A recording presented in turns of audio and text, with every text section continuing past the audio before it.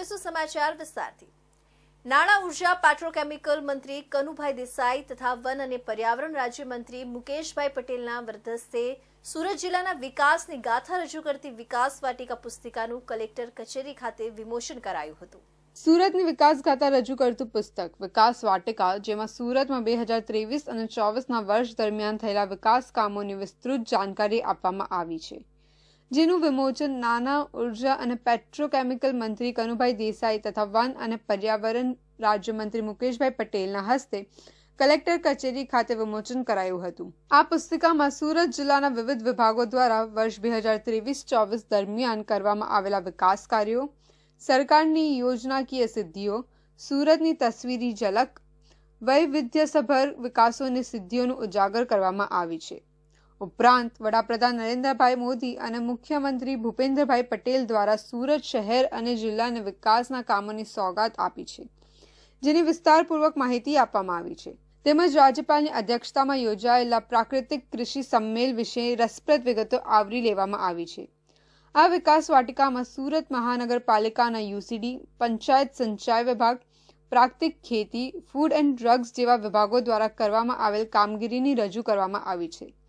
વધુમાં આ પુસ્તિકામાં સુરત જિલ્લાના પશુપાલકો સુદૃઢ પશુપાલન કરીને ઉત્તમ આવક સમૃદ્ધિ મેળવી રહ્યા છે તેની વિકાસગાથાઓ, સુરતના પ્રવાસન સ્થળો, રાજ્ય અને કેન્દ્ર સરકાર દ્વારા ફ્લેગશિપ પ્રોજેક્ટોની વિગતો પણ આવરી લેવામાં આવી છે। શહેરના કતારગામ વિસ્તારમાં આવકવેરા અધિકારીના સ્વાંગમાં રોકડા ₹8 કરોડની લૂંટની બનેલી ઘટનાનો ભેદ ઉકેલાઈ ગયો છે। ખરેખર તો રૂપિયા લૂંટાયા જ ન હતા। ફરિયાદી કર્મચારીએ લૂંટનું નાટક રચ્યું હતું। શહેર બજારમાં કરોડો રૂપિયાનું નુકસાન થયું હોવાના લીધે કર્મચારીએ લૂંટનું તરકટ રચ્યું હતું। ખરેખર તો બેગમાં રૂપિયા નહીં, માત્ર કાગળિયા જ હતા। 15 દિવસ પહેલા તારીખ 27મી ફેબ્રુઆરીએ બપોરના સુમારે કતારગામ ખાતે સેફ ડિપોઝિટ વોલ્ટમાંથી સહજાનંદ ટેકનોલોજી પ્રાઇવેટ લિમિટેડ કંપનીનો કર્મચારી 8 કરોડ રૂપિયા ઉપાડી મહિધરપુરા સેફ ડિપોઝિટ વોલ્ટમાં મૂકવા માટે જઈ રહ્યો હતો। દરમિયાન રસ્તામાં અજાણ્યા ઇસમે પોતે આવકવેરાનો અધિકારી હોવાની ઓળખ આપી ગાડી અટકાવી હતી અને બંદૂકની અણીએ ગાડીમાં સવાર થઈ ગયો હતો। કર્મચારીને બાનમાં લઈ અપહરણ કરી વરિયાવ બ્રિજના નાકા સુધી લઈ જઈ તમામને ગાડીમાં ઉતારી ગાડી લઈ નાસી ગયો હતો। 8 કરોડની આ લૂંટની ઘટના બહાર આવતા ક્રાઇમ બ્રાન્ચ સહિત સુરત પોલીસના તમામ એજન્સીના અધિકારીઓ તપાસમાં લાગી ગયા હતા। દરમિયાન સીસીટીવી અને બાતમીદારોની બાતમીના આધારે પોલીસે રોહિત વિનુ ઠુમ્મરને પકડ્યો હતો। રોહિતની ઉલટ તપાસ કરાઈ હતી। રોહિતે પોલીસને કહ્યું હતું કે કંપનીમાં કામ કરતા કલ્પેશ પોપટ કસવાળા અને નરેન્દ્ર દુધાતે જ લૂંટ કરવા માટે રોહિતનો સંપર્ક કર્યો હતો। આ કામ માટે તેને 5 લાખ રૂપિયા આપ્યા હતા। પોલીસને શરૂઆતથી જ ફરિયાદી નરેન્દ્ર દુધાત પર શંકા હતી। રોહિતના સ્ટેટમેન્ટ બાદ નરેન્દ્ર ભાંગી પડ્યો હતો અને હકીકત જણાવી દીધી હતી। નરેન્દ્રએ પોલીસને કહ્યું કે શેર બજારમાં કરોડો રૂપિયાનું નુકસાન થયું હોવાના લીધે લૂંટનું નાટક રચ્યું હતું। ગઈ તારીખ 27 ફેબ્રુઆરી 2024માં કતારગામ પોલીસ સ્ટેશનમાં એક લૂંટના બનાવ દાખલ કરવામાં આવ્યો, જેમાં સહજાનંદ ટેકનોલોજી પ્રાઇવેટ લિમિટેડ જે એક ડાયમંડ મશીનરી બનાવવાળો કંપની છે, આના કર્મચારીના એક સેફ ડિપોઝિટથી બીજા સેફ ડિપોઝિટમાં લઈ જતા મત પર રકમ 8 કરોડના લૂંટી ગયા અને કતારગામ પોલીસ સ્ટેશનમાં આ ગુના રજીસ્ટર કરવામાં આવ્યું। ક્રાઇમ બ્રાન્ચથી માંડીને કતારગામ પોલીસની ઊંઘ ઉડાવનાર 8 કરોડની લૂંટ પ્રકરણમાં માસ્ટર માઇન્ડ દ્વારા શરૂઆતથી જ પૂછપરછ દરમિયાન પોલીસને ગોથે ચડાવવાનો પ્રયાસ કર્યો હતો। પોલીસને પ્રારંભિક પૂછપરછમાં નરેન્દ્ર દુધાત ટસનો મસ થયો ન હતો, પરંતુ અંતે તે તૂટી પડ્યો હતો। તેણે જણાવ્યું હતું કે કંપનીમાંથી તેણે 8 કરોડ રૂપિયા અગાઉથી જ વાપરી નાખ્યા હતા અને તેને કારણે આ લૂંટનું નાટક રચ્યું હતું, જેના ભાગરૂપે તેણે કતારગામ સેફ વોલ્ટમાંથી રોકડ રકમ મહિધરપુરા સેફ વોલ્ટમાં ટ્રાન્સફર કરવાના બહાને વાનમાં રોકડ રકમની જગ્યાએ કાગળના બંડલોવાળા થેલાઓ મૂક્યા હતા અને ત્યારબાદ 2 મિત્રોના સહયોગથી લૂંટનું નાટક રચ્યું હતું। એક માણસ, એક ઇસમ જેના નામ રોહિત વિનુભાઈ ધુમ્મર હતા, તેમને ઝડપી પાડી તેને સઘન પૂછપરછમાં તેઓએ કબૂલ કરવામાં આવ્યું કે તેઓના મિત્ર કલ્પેશ પોપટભાઈ કેસવાલા અને કેસવાલાના જે મિત્ર નરેન્દ્ર દુધાતના કહેવાથી આ ગુના કરવામાં આવ્યું હતું. નરેન્દ્ર દુધાતે લૂંટનું તરકટ કેમ રચવું પડ્યું તેની પાછળ પણ એક સ્ટોરી છે. નરેન્દ્ર દુધાત સહજાનંદ કંપનીમાં છેલ્લા 22 વર્ષથી નોકરી કરતો હતો અને ફાઇનાન્સ ડિપાર્ટમેન્ટમાં તેની 5 વર્ષ પહેલા બદલી થઈ હતી. કંપનીના તમામ નાણાકીય લેવડ દેવડ અને ઉઘરાણીનો હિસાબ નરેન્દ્ર જ સાચવતો હતો. તેથી તેની પાસે હંમેશા મોટી રકમ રહેતી હતી. કંપનીના રૂપિયાથી કરોડપતિ થવાના ચક્કરમાં નરેન્દ્ર દુધાતે પરિચિતોના ડીમેટ એકાઉન્ટની મદદથી શેર બજારમાં રોકાણ શરૂ કર્યું હતું. તેમાં તેણે 5 કરોડનું નુકસાન કર્યું હતું. છેલ્લા 5-6 વર્ષથી ડબ્બા ટ્રેડિંગ અને શેર બજારના રવાડે ચડેલા નરેન્દ્ર દુધાતે કંપનીમાંથી કરોડો રૂપિયાની ઉચાપત કરી હતી. જો કે આ રૂપિયાનો હિસાબ આપવો ન પડે તે માટે તેણે લૂંટનો કારસો રચ્યો હતો, જેના માટે 2 અન્ય સાથીઓને પણ લૂંટના તરકટમાં નરેન્દ્ર દુધાતે સામેલ કર્યા હતા. વાત કરીએ ભાજપના ભરતી મેળાની, તો ઉમરગામ નગરપાલિકામાં કોંગ્રેસ પક્ષમાં બચેલા અંતિમ કાર્યકર્તા ગણાતા સક્રિય કોર્પોરેટરો પણ કોંગ્રેસને રામ રામ કહીને કેસરીયો ખેસ ધારણ કરી લેતા હવે ઉમરગામ નગરપાલિકા કોંગ્રેસ મુક્ત બની ગઈ છે. ભાજપના ભરતી મેળામાં જોડાઈ હવે ઉમરગામ નગરપાલિકાના 5 જેટલા નગરસેવકો અને કાર્યકર્તાઓએ કેસરીયો ખેસ ધારણ કરી લેતા નગરપાલિકા કોંગ્રેસ મુક્ત થઈ ગઈ છે.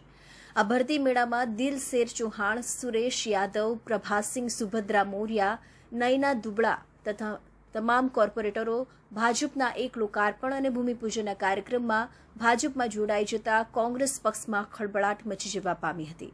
ઉમરગામ શહેરમાં કોંગ્રેસ પક્ષની નબળી કામગીરી અને નારાજગી રહેતા તમામ 5 કોર્પોરેટરો ભાજપના વિકાસને અંજાઈને પોતાના વિસ્તારોમાં વણથમ્યો વિકાસ થાય એવી આશાએ ભાજપમાં જોડાયા હતા. કોંગ્રેસ પક્ષમાં એકમાત્રની સંખ્યામાં રહેલા સુરેશ યાદવ અને દિલશેર ચૌહાણ છેલ્લા 8 વર્ષથી કોંગ્રેસમાં સક્રિય કાર્યકર્તા અને કોર્પોરેટર તરીકે સેવા બજાવી હતી. તે સાથે અન્ય 3 મહિલા કોર્પોરેટરો 3-4 વર્ષથી કોંગ્રેસમાં સક્રિય રહ્યા હતા.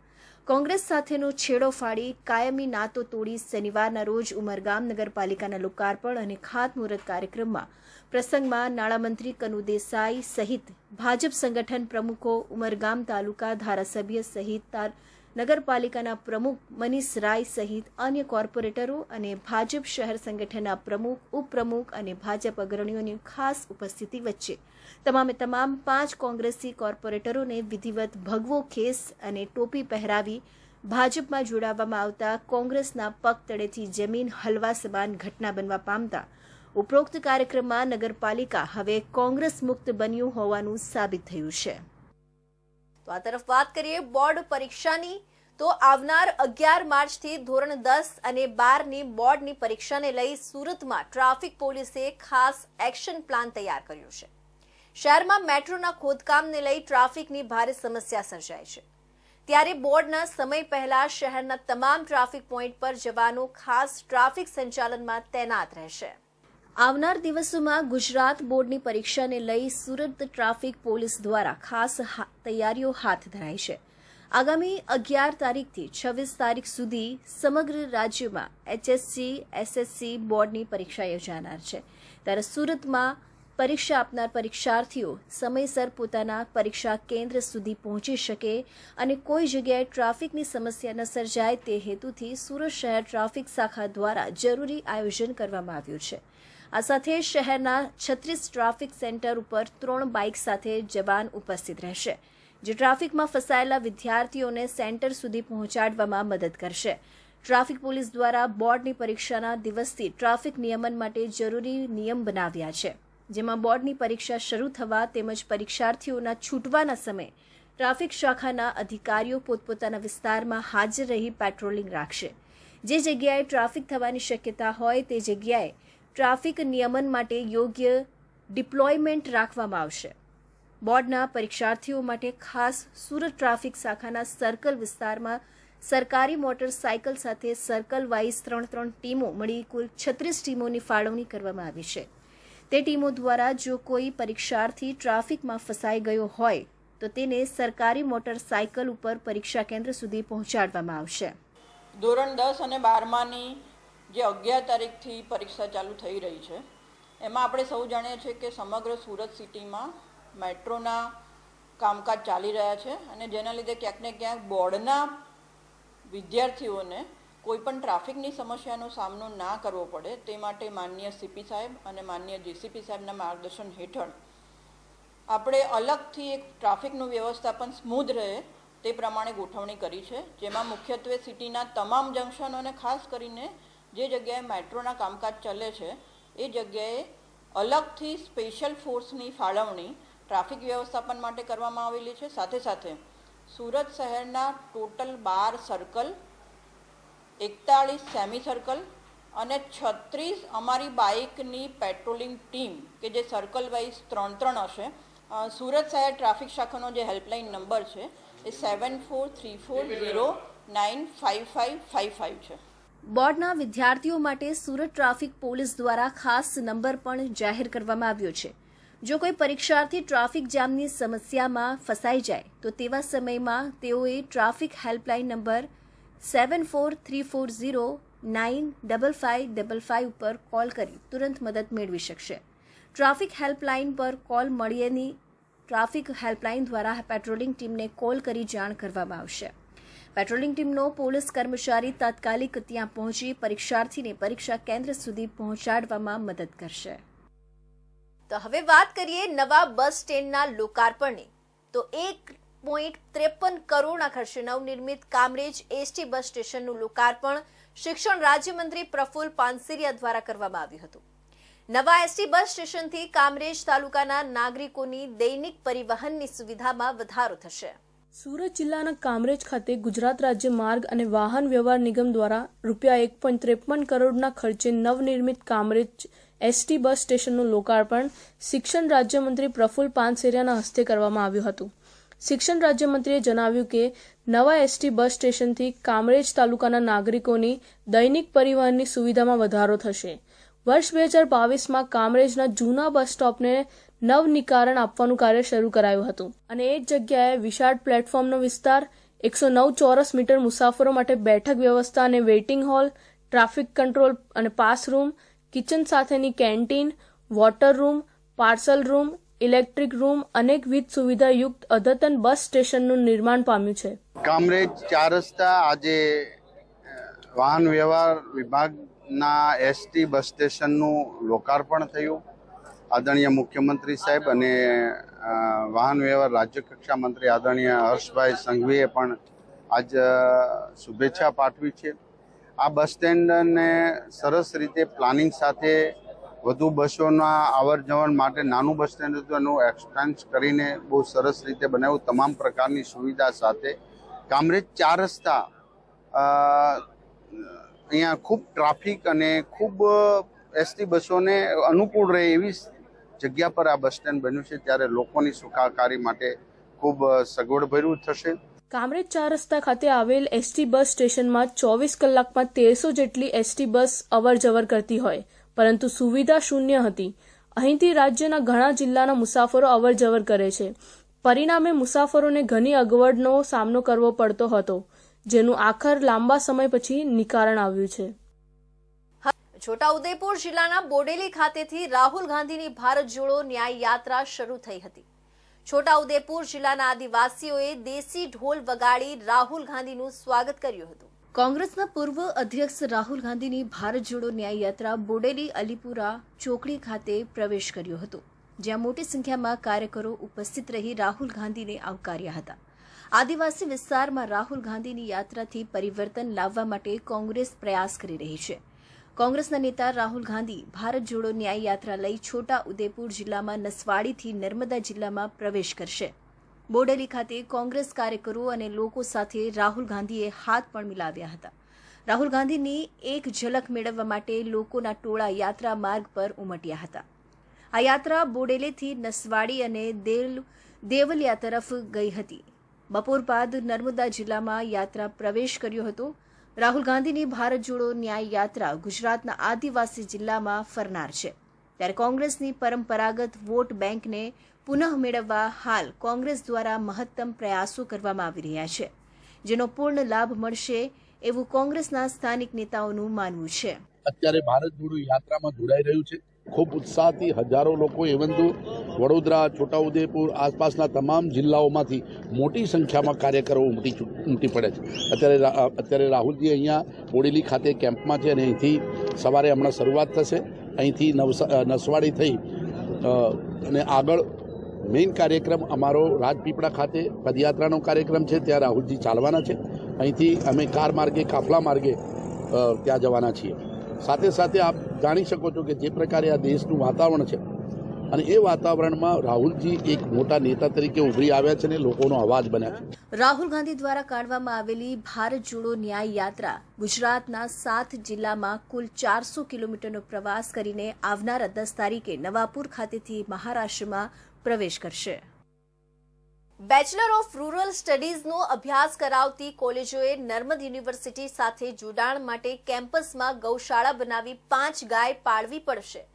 વીર નર્મદ દક્ષિણ ગુજરાત યુનિવર્સિટીની બોર્ડ ઓફ મેનેજમેન્ટમાં કોલેજોને કેટલીક શરતોને આધીન માન્યતા અપાઈ છે. વીર નર્મદ દક્ષિણ ગુજરાત યુનિવર્સિટી દ્વારા મહત્વપૂર્ણ જાહેરાત કરવામાં આવી છે, જેમાં બેચલર ઓફ રૂરલ સ્ટડીઝનો અભ્યાસ કરાવતી કોલેજોએ નર્મદ યુનિવર્સિટી સાથે જોડાણ માટે કેમ્પસમાં ગૌશાળા બનાવી 5 ગાય પાળવી પડશે. વીર નર્મદ દક્ષિણ ગુજરાત યુનિવર્સિટીની બોર્ડ ઓફ મેનેજમેન્ટમાં કોલેજોને કેટલી શરતોને આધીન માન્યતા અપાઈ છે, જેમાં ખાસ કરીને બેચલર ઓફ રૂરલ સ્ટડીઝ અભ્યાસ કરાવતી કોલેજોને યુનિવર્સિટી સાથે જોડાણ કરવું હોય તો કેટલાક વિશેષ નિયમોનું પાલન કરવું પડશે. યુનિવર્સિટીએ જાહેર કરેલા નિયમોમાં ખાસ કરીને કોલેજ કેમ્પસમાં ફરજિયાતપણે ગૌશાળા શરૂ કરવી પડશે. આ ગૌશાળામાં ઓછામાં ઓછી 5 ગાય હોવી જરૂરી છે. જ્યારે અભ્યાસ માટે આવનારા વિદ્યાર્થીઓને ગૌશાળાના સંચાલન અને પશુપાલનનું જ્ઞાન પણ આપવામાં આવશે. આ ઉપરાંત વિદ્યાર્થીઓને ગણવેશ પણ ખાદીનો રાખવા માટે ફરજિયાત કરવામાં આવ્યું છે. યુનિવર્સિટી દ્વારા bachelors of rural studies college જોડાણ માટે બનાવાયેલા નિયમ મુજબ કોલેજ માટે 7 એકર જમીન જરૂરી હોવાની સાથે છાત્રો માટે છાત્રાલય ફરજિયાત હોવું જોઈએ. સાથે જ વિષય અનુરૂપ પાક, કૌતુકાલય, ઔષધીય બાગ, વર્મી કમ્પોસ્ટ નર્સરી, ગાદી ક્યારા બનાવવા ગૌશાળા સાથે લઘુત્તમ 5 ગાય પણ જોઈશે એમ જણાવ્યું છે. કોલેજમાં કૃષિ પ્રયોગશાળા, માટી, પાણી પૃથ્થકરણ માટે કમ્પ્યુટર લેબ પણ જરૂરી હોવી જોઈએ. સાથે કોલેજોની લાઇબ્રેરીમાં વિશેષ અનુસાર કુલ 15,000 પુસ્તક જરૂરી હોવા જોઈએ એમ નિયમોનું જણાવ્યું છે. શહેરના પૂણા કુંભારિયા રોડ પર સારોલી વિસ્તારમાં આવેલા ભરત કેન્સર હોસ્પિટલની બહાર 5 ઇસમો દ્વારા એક યુવક પર ફાયરિંગ કરવામાં આવતા ચકચાર મચી જવા પામી છે. બનાવની જાણ થતાની સાથે જ એસીપી સહિત પૂણા તથા સારોલી પોલીસના ઉચ્ચ પોલીસ અધિકારીઓ સાથેનો કાફલો ઘટના સ્થળે પહોંચી ગયો હતો. સુરતના સારોલી વિસ્તારમાં કેટલાક અજાણ્યા વ્યક્તિઓ દ્વારા ફાયરિંગ કરવાની ઘટના બનતા પોલીસ દોડતી થઈ હતી. આ બનાવમાં યુવકને કોઈપણ પ્રકારની ઈજા ન થઈ હોવાનું જાણવા મળ્યું છે. જોકે ફાયરિંગ બાદ હુમલાખોરો અલગ અલગ દિશામાં રવાના થઈ ગયા હતા, જેથી હાલ તો પોલીસે સીસીટીવી ફૂટેજના આધારે સમગ્ર કેસની તપાસ હાથ ધરી છે. બનાવની વિગત એવી છે કે પૂણા કુંભારિયા રોડ પર ભરત કેન્સર હોસ્પિટલની બહારથી એક યુવક પસાર થતો હતો, ત્યારે 4 થી 5 અજાણ્યા ઇસમો અચાનક જ તેમની પાસે આવ્યા હતા અને યુવક પર એક રાઉન્ડ ફાયરિંગ કર્યું હતું. સદનસીબે યુવક બચી ગયો હતો. ફાયરિંગ કરાયેલા રાઉન્ડની કારતૂસ ઉછળીને ભરત કેન્સર હોસ્પિટલના કેમ્પસમાં પડતા અફરાતફરી મચી જવા પામી હતી. ફાયરિંગના અવાજને પગલે આજુબાજુના લોકોમાં પણ ફફડાટ ફેલાયો હતો. યુવક પણ ફાયરિંગ કર્યા બાદ 5 ઇસમો પૈકી 2 ઇસમો ભરત કેન્સર હોસ્પિટલના પાર્કિંગમાંથી બીજા ગેટમાંથી ફરાર થઈ ગયા હતા, જ્યારે અન્ય હુમલાખોરો અલગ અલગ દિશામાં ફરાર થઈ ગયા હતા. બનાવની જાણ થતાની સાથે જ એસીપી તથા સારોલી તથા પૂણા પીઆઈ અને ડી સ્ટાફ સહિત પોલીસનો કાફલો ઘટના સ્થળે પહોંચી ગયો હતો. હાલ તો પોલીસે ભરત કેન્સર હોસ્પિટલના સીસીટીવી ફૂટેજના આધારે સમગ્ર દિશામાં હુમલાખોરોને ઝડપી પાડવા માટે ચક્રો ગતિમાન કર્યા છે. ઉમરગામના નારગોલ બીચ ખાતે ઇકો ટુરિઝમ સેન્ટરના લોકાર્પણ પ્રસંગે આવેલા પૂર્વ આદિજાતિ મંત્રી રમણ પાટકર દ્વારા મોટો દાવો કરવામાં આવ્યો. ચૂંટણી પંચની ચૂંટણીની સત્તાવાર જાહેરાત પહેલા જ પાટકરના દાવાથી રાજકીય ગતિવિધિ તેજ થવા પામી છે. નારગોલ બીચ ખાતે તૈયાર કરવામાં આવેલ ઇકો ટુરિઝમ સેન્ટરનું લોકાર્પણ કરવામાં આવ્યું હતું. નારગોલ ગ્રામ પંચાયત વિસ્તારમાં દરિયા કિનારે વન વિભાગની જમીન ખાતે નિર્માણ પામેલ ઇકો ટુરિઝમ સેન્ટરનું લોકાર્પણ ધારાસભ્ય રમણભાઈ પાટકરના હસ્તે કરવામાં આવ્યું હતું. નારગોલ ગામે દેશ અને દુનિયાથી પ્રવાસીઓ આવતા હોય છે. અત્યાર સુધી આવતા પ્રવાસીઓ માટે પાયાની સુવિધાનો અભાવ હતો. તાજેતરમાં સરકાર દ્વારા નારગોલ ગામને વિવિધ યોજના અંતર્ગત નારગોલ ગામને પ્રવાસન ક્ષેત્રે વિકાસ કરવાનો નિર્ણય લેવામાં આવ્યો છે, જેના ભાગરૂપે તાજેતરમાં 30 લાખ રૂપિયાના જેટલી રકમથી નારગોલ બીચ ખાતે વન વિભાગની જમીનમાં ઇકો ટુરિઝમ કેન્દ્ર માત્ર 25 દિવસની અંદર નિર્માણ કરી ધારાસભ્ય રમણભાઈ પાટકરના હસ્તે લોકાર્પણ કરવામાં આવ્યું હતું. TCGL દ્વારા નારગોલ ગામને 60 થી 100 કરોડના ખર્ચે પ્રવાસન વિકાસ કરવાનું આયોજન છે. આ પ્રસંગે રમણ પાટકર દ્વારા અહીંયા હાજર લોકોને સંબોધન કરતા જણાવ્યું કે આગામી 15 તારીખથી દેશમાં આચાર સંહિતા લાગુ થઈ જશે. પાટકરના નિવેદન બાદ રાજકીય વર્તુળમાં આજકીય ગતિવિધિ તેજ થવા પામી છે.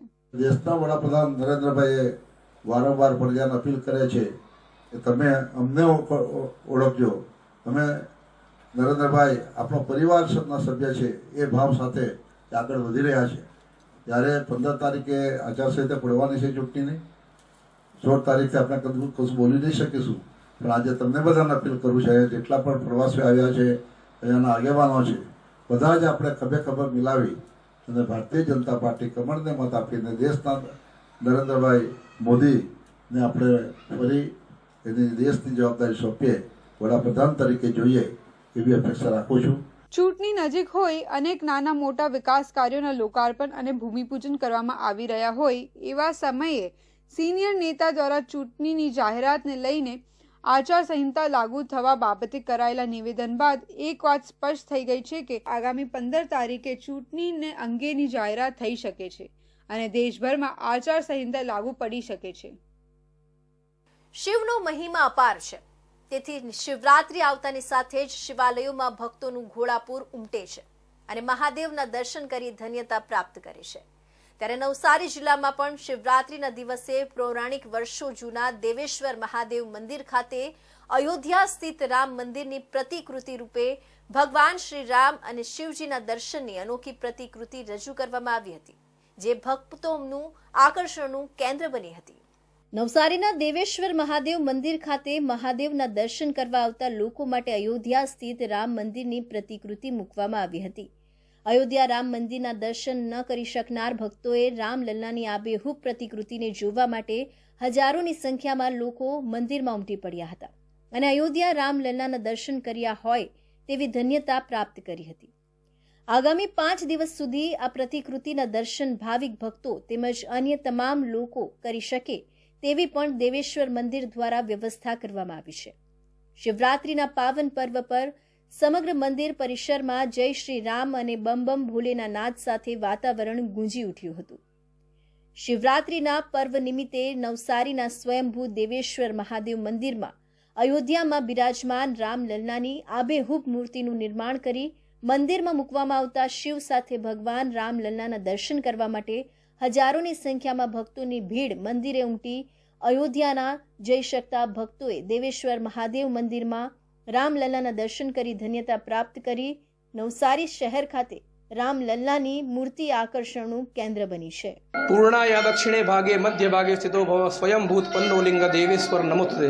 નવસારીના મધ્યમાં વિરાજમાન સ્વયંભૂ દેવેશ્વર મહાદેવ જે અતિ પૌરાણિક છે, જેમાં દેવેશ્વર મહાદેવ મંદિરમાં અમારા દ્વારા ભગવાનની ચોથી પેઢીથી અવિરત સેવા થઈ રહી છે. ભગવાનની કૃપા જ છે અને દેવેશ્વર દાદાના ધામમાં જે દર વર્ષે આપણે શૃંગાર કરીએ, ઉત્સવ કરીએ, એમાં એક ઇતિહાસ રચાઈ ગયો છે કે આપણે મહાશિવરાત્રિના પર્વના નિમિત્તે જે 500 વર્ષના ઇતિહાસ પછી અયોધ્યામાં રામ ભગવાનની પ્રતિષ્ઠા થઈ, તે ભગવાનની ઝાંકી આપણે દેવેશ્વર મહાદેવ મંદિરમાં ભક્તોને દર્શન કરવામાં આવી છે અને આ ઝાંકી આ 8 માર્ચ શિવરાત્રિના રોજથી લઈને 5 દિવસ સુધી ભક્તોને દર્શન કરાવવામાં આવશે. બસ ભગવાનને જ પ્રાર્થના કરી કે દેવેશ્વર ધામમાં જે બી ભક્તો આવે એમની દરેક ઈચ્છા ભગવાન પૂર્ણ કરે. વરાછામાં અરિહંત કિરાણા અને Gandhi kirana and dry fruit wholesale દુકાનમાં સુમુલ ડેરીના સ્ટાફે વરાછા પોલીસને સાથે રાખી રેડ કરી હતી. પોલીસે પાલિકાના ફૂડ વિભાગની મદદ લીધી હતી, જેમાં બનાવટી ઘી વેચાઈ રહ્યું હોવાનું સામે આવતા દુકાનદારની ધરપકડ કરવામાં આવી છે. સુમુલ ડેરીના અધિકારીઓને મળેલી માહિતી મુજબ ડુપ્લિકેટ ઘી વેચાતા દુકાનોમાં ફૂડ એન્ડ ડ્રગ વિભાગ અને પોલીસની મદદથી દરોડો પાડવામાં આવતા કિરાનાની દુકાનમાંથી 1 લીટરના 7 અને 500 મિલીના 5 પાઉચ મળી આવ્યા હતા. સુમુલ શુદ્ધ ઘીના નકલી 12 પાઉચ મળી ₹5,890નો મુદ્દેમાલ કબજે કર્યો છે. આ અંગે સુમુલ ડેરીના લીગલ ડિપાર્ટમેન્ટના કર્મી દીપેશ ભટ્ટે વરાછા પોલીસમાં ફરિયાદ આપી છે. પોલીસે દુકાનદાર મનુ વશરામ ગજેરા અને સાવલારામ અંબારામ ચૌધરીની સામે કોપીરાઇટ ઠગાઈની કલમો હેઠળ ગુનો નોંધી ધરપકડ કરી છે. સુમુલનો નકલી ઘી સુનિલ નામનો ઈસમ આપી જતો હતો, જો કે માત્ર એનો ફોન નંબર જ હતો. સુમુલ શુદ્ધ ઘીનું પાઉચ આવે છે તે પ્રમાણેના લોગો સાથેનું નકલી પાઉચ બનાવી વેચાણ કરતા હતા. નકલી ઘીમાં ટોળકીઓએ સુમુલ ડેરીનો લોગો, ટ્રેડમાર્ક તથા FSSAI નંબર તેમજ એગમાર્ક લોગોનો ઉપયોગ કર્યો હતો. મહાશિવરાત્રી એટલે શિવની ભક્તિ કરવાનું પર્વ. શિવરાત્રીના દિવસે શિવ ભક્તો શિવ મંદિરોમાં ઉમટી પડતા હોય છે. શિવરાત્રીના દિવસે દાદરાનગર હવેલીના વિવિધ શિવાલયોમાં ભક્તો ઉમટી પડ્યા હતા. ભાવિક ભક્તોને સારી રીતે દર્શન થાય એ માટે વ્યવસ્થા કરવામાં આવી હતી. ખાનવેલ પાસે આવેલા બિન્દ્રાબીન તળકેશ્વર મહાદેવ મંદિર, કુડાચામાં આવેલા નવા બનેલા ઓમ આકારના મંદિર, આમલીના રામજી મંદિર, તિરુપતિ બાલાજી મંદિર, લવાછા રામેશ્વર મહાદેવ મંદિરમાં ભક્તો દર્શન કરવા ઉમટી પડ્યા હતા. ઘણા મંદિરોમાં ભક્તો માટે મહાપ્રસાદનું આયોજન પણ કરવામાં આવ્યું હતું. લવાછા ખાતે આવેલા 100 વર્ષ કરતા જૂના રામેશ્વર મહાદેવ મંદિરે શિવરાત્રીનો મેળો ભરાય છે, જેમાં આસપાસના લોકો ઉમટી પડે છે. ओम नमः शिवाय. मृत्युंजय महादेव त्राहि महम शरणागतम जन्म मृत्यु जरा व्याधि पीड़ितम कर्म बंधन. आज का अति पावन पवित्र दिन शिवरात्रि पर्व गायत्री परिवार ट्रस्ट एवं रामजी मंदिर ट्रस्ट की ओर से सुचारू व्यवस्था के रूप में भक्तों को ओम नमः शिवाय नारा के साथ जो दर्शन का तांता लगा है सुबह से ही, तो बहुत ही पावन अपने आप को जीवन कर रहे हैं. आज भोर में सुबह 4 बजे से ही भक्तों का तांता लगना शुरू हो गया. ओम नमः शिवाय नाद के साथ भगवान शिव का दर्शन करके अपने आप को पावन कर रहे हैं. आज का यह पर्व है वो अति विशेष पर्व है. इस पर्व के अनुरूप जो भी भगवान का शिव का दर्शन करे, पूजन करे, वह यथार्थ को प्राप्त करता है. भगवान शिव की कृपा सब पर बनी रहे. તો આ હતા સુરત બુલેટિનના મહત્વના સમાચાર. ફરી મળીશું અવનવા સમાચારો સાથે. ત્યાં સુધી જોતા રહો ઇન્ડિયા ન્યૂઝ ગુજરાત.